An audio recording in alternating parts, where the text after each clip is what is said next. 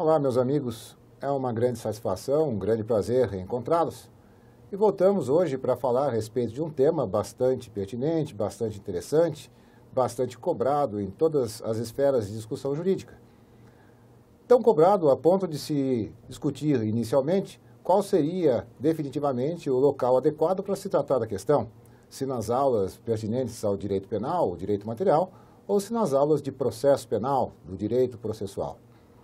Pois bem, o assunto é tão tormentoso, é tão importante, tão penetrante, que nas duas esferas existe previsão de discussão a respeito do tema, tanto na esfera pertinente ao direito material, no direito penal, quanto na do direito processual, do processo penal. E nos dois estatutos, nos dois códigos, o do Código Penal e do Código de Processo Penal, há previsão de discussão a respeito do tema nos dispositivos que se seguem, sempre tratando da mesma questão. Pois bem, a respeito do assunto, é importante definir que dois grandes grupos de ações penais existem: a chamada ação penal pública e a chamada ação penal privada.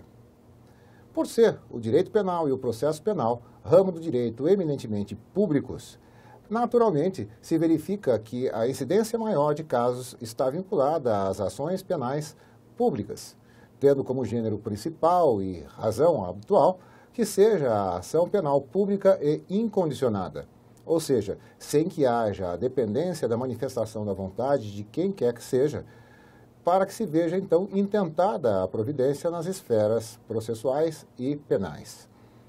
Portanto, uma vez chegando ao conhecimento da autoridade pública a existência de um crime que se processa mediante ação penal pública incondicionada, passa a ser, então, indisponível o direito de propositura da ação.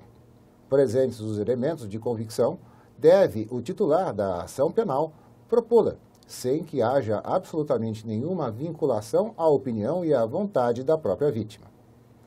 Diferentemente ocorre com a ação penal privada. Verifica-se nessa hipótese uma condição de disponibilidade, porque passa a ser ou não da conveniência da própria vítima propor a ação, intentar a providência contra aquele que de alguma forma tenha agredido em seu direito. É uma condição de escolha e não uma condição que se imponha como definitiva à pessoa que foi vítima e que se tornou, por conta disso, titular do direito de propositura da ação. Bem, voltando, lembramos então que da ação penal pública temos duas grandes subespécies. A principal delas, a ação penal pública incondicionada, é aquela que não depende, portanto, de qualquer tipo de manifestação de vontade da vítima, nem no sentido de que se possa ou não propor a ação, nem no sentido de que se possa ou não investigar a prática ilícita.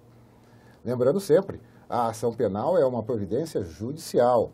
Nunca se pode confundir isso com o procedimento investigatório, aquele que se desenvolve sob a responsabilidade e condução de um delegado de polícia, que na esfera inquisitorial desenvolve todas as apurações da prática para que isso possa servir então como uma prova para poder municiar o titular da ação penal pública, o representante do parquê, seja na esfera estadual ou federal, dos elementos necessários para que se possa então formular a peça por meio da qual se propõe a ação.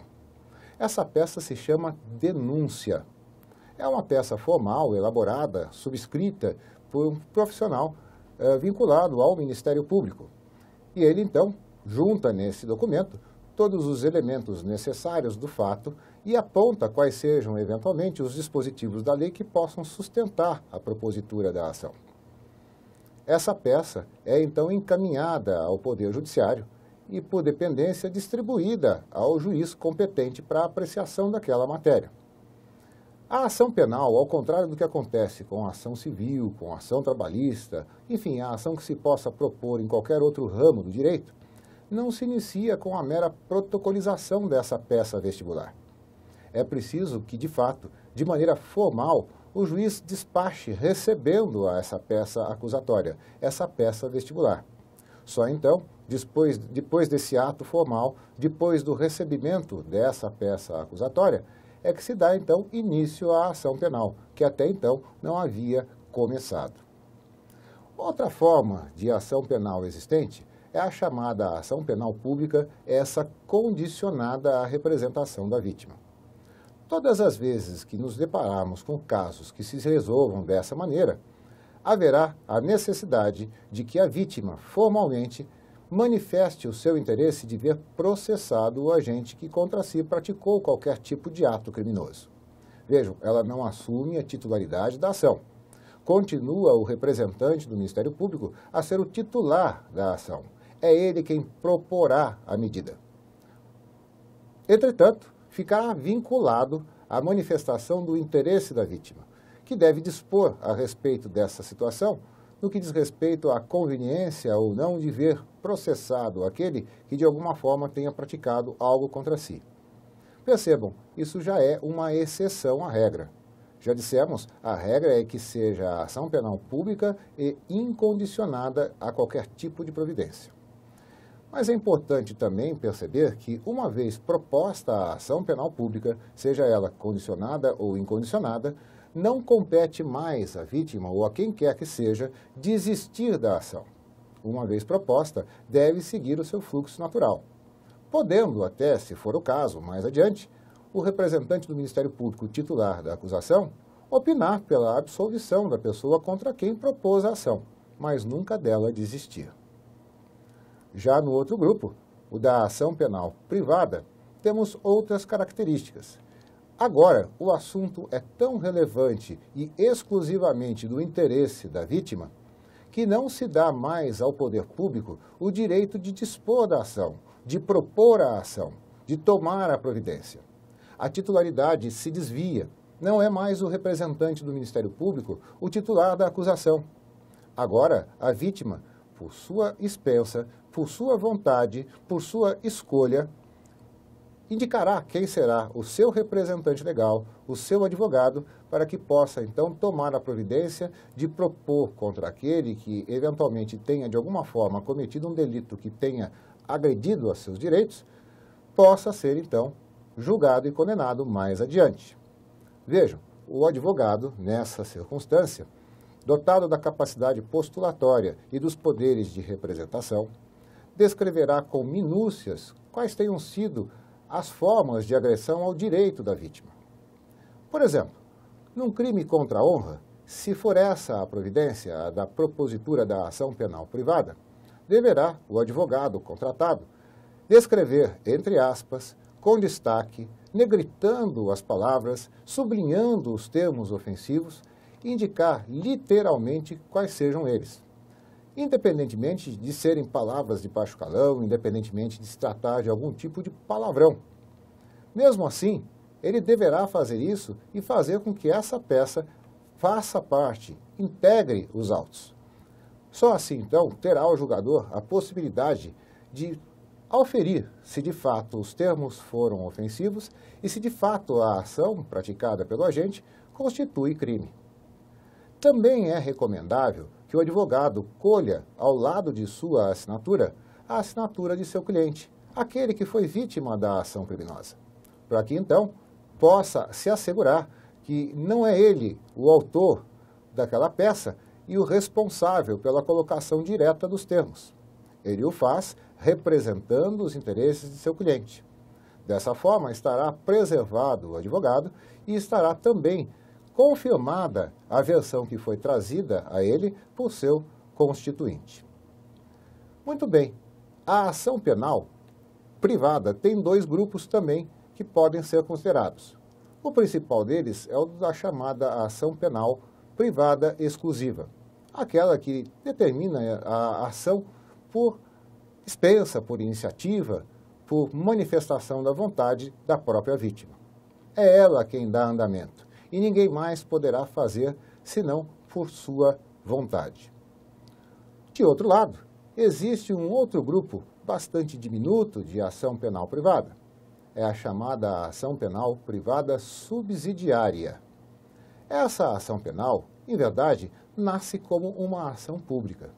Entretanto, sem que o Ministério Público tome as providências que são de sua competência, de seu ofício, dentro do prazo razoável e considerado por lei, para que não se perca e não se caia na condição em que aquele caso acabe esquecido e que as providências não sejam tomadas em tempo justo, passa, como substituto processual, a atuar o próprio ofendido, a própria vítima, que passa a atuar em substituição ao Ministério Público, propondo a queixa-crime em substituição à denúncia que deveria ser proposta pelo Ministério Público.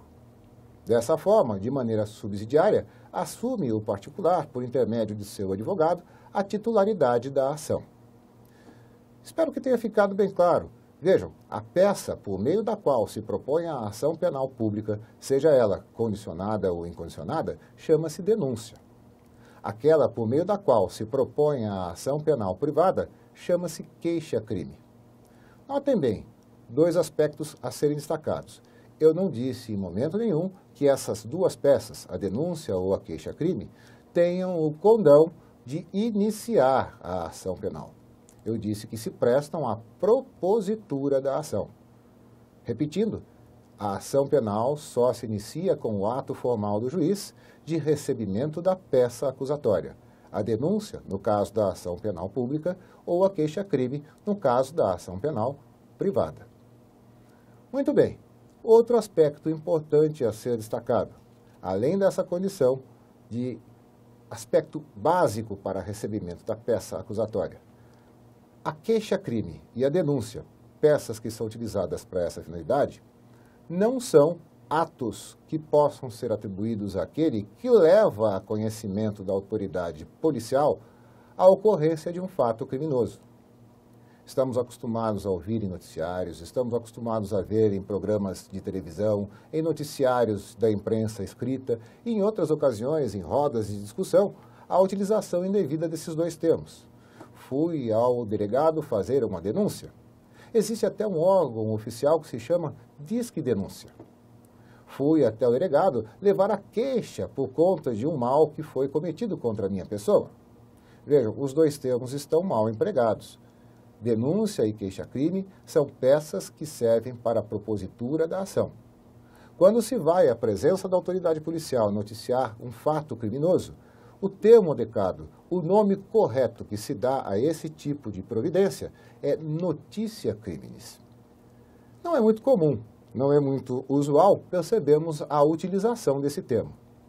É tão impróprio, é tão incomum, que até mesmo nos meios policiais, onde de fato se desenvolve esse tipo de providência, pode ser que algum policial menos acostumado com a utilização do termo o estranhe.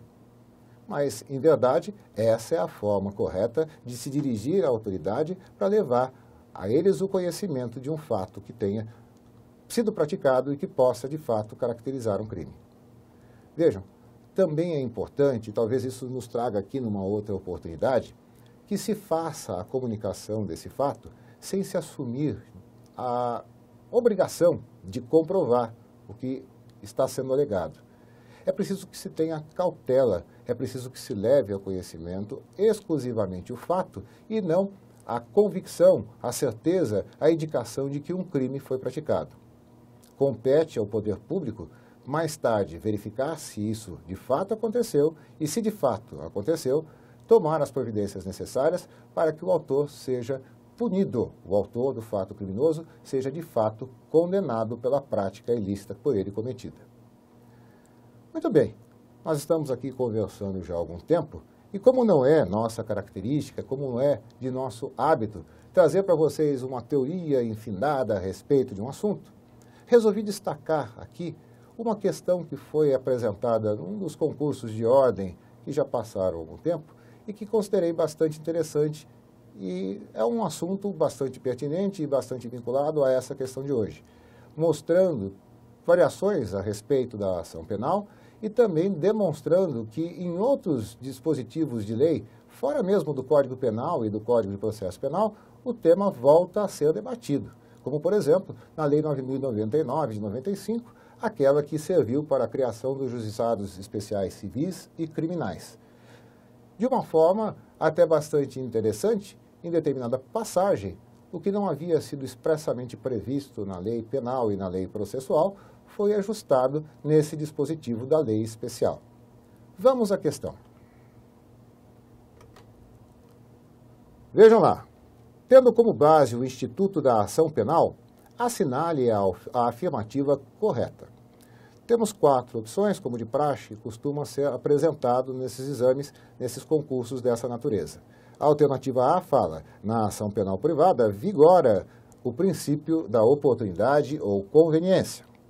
B. A ação penal privada subsidiária da pública fere dispositivo constitucional que atribui ao Ministério Público o direito exclusivo de iniciar a ação pública.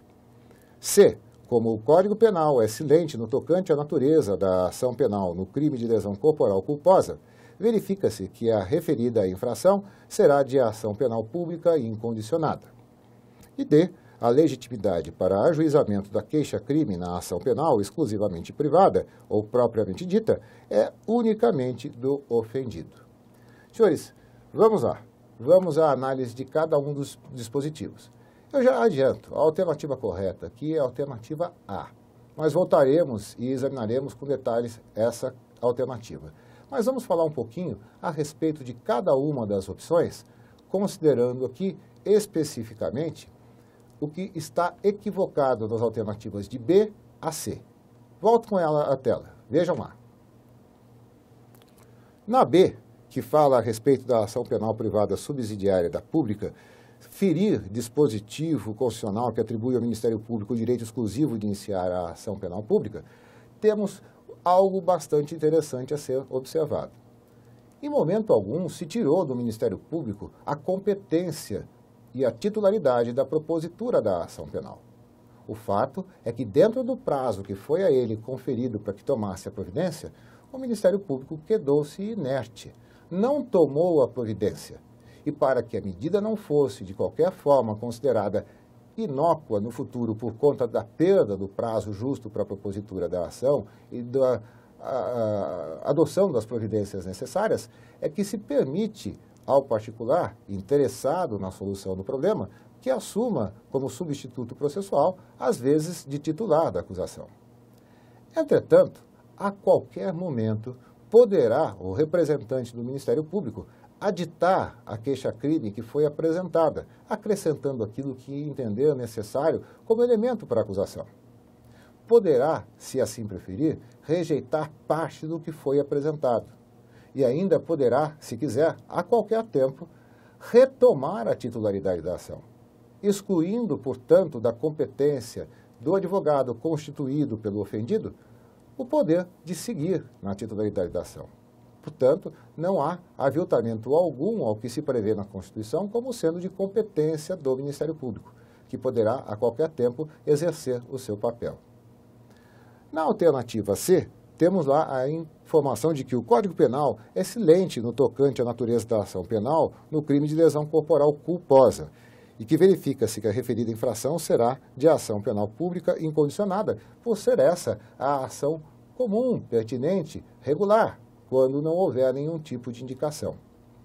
Muito bem, também é importante analisar o seguinte. Muito se pergunta, e talvez possa citar diante de uma expectativa muito grande criada pelo estudante, a respeito de qual seja a forma de se identificar qual o tipo de ação adequado a ser tomado. Veja, a ação penal, como regra, é pública incondicionada. As exceções é que seja ela pública condicionada ou privada. Todas as vezes que não for pública incondicionada a ação penal, haverá uma indicação feita pelo próprio legislador. Ele vai dizer se ela é pública condicionada ou se é privada. E quando nada for dito por ele, será ela pública e incondicionada. É a regra geral. Entretanto, a Lei 9.099, especificamente no artigo 88, fez uma indicação dizendo que os crimes que são de sua competência, que serão julgados, portanto, no juizado especial, e assim devem ser consideradas as práticas de ação lesiva à integridade física cometidas de forma culposa, deverão ser tomadas as providências pela via da ação penal pública condicionada à representação da vítima.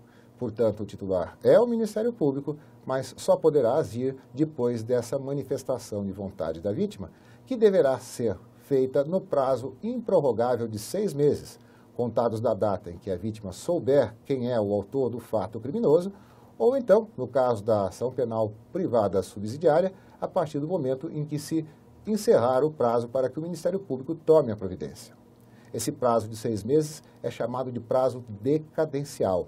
é a perda do direito de propositura da ação penal privada ou do exercício do direito de representação. Não se confunda com prescrição, que é a perda do direito de punir, que se atribui exclusivamente ao Estado e que é intransferível. Por fim, a alternativa D, dentre as erradas, diz que a legitimidade para ajuizamento de queixa-crime na ação penal exclusivamente privada ou propriamente dita é unicamente do ofendido. Tanto pode ser o ofendido, aquele que propõe a ação, ou quem eventualmente tenha o poder de representá-lo. E isso expressamente está definido na lei, no artigo 100, parágrafo 2º do Código Penal. Faltou, então, analisar a alternativa A, que é a correta para a questão. A que diz que a ação penal privada vigora o princípio da oportunidade ou da conveniência. Ora, senhores, já falamos aqui nas nossas exposições iniciais. Dissemos que a ação penal pública ela é indisponível. A privada, entretanto, ela é disponível, podendo a providência ser ou não intentada pela vítima, de acordo com sua conveniência, de acordo com a sua vontade. Essa, portanto, é a alternativa correta para essa questão que foi proposta no passado. Percebam, é importante que notem, tudo que foi dito aqui, além de ter muita relevância, além de ter muita importância, tanto no ramo do direito penal quanto no direito processual, tem aplicação prática, seja em qualquer atividade, qualquer carreira jurídica que possa e deseje ser abraçada. Meus queridos, foi um grande prazer voltar a falar com vocês. Espero que tenhamos novas oportunidades em breve. Até lá!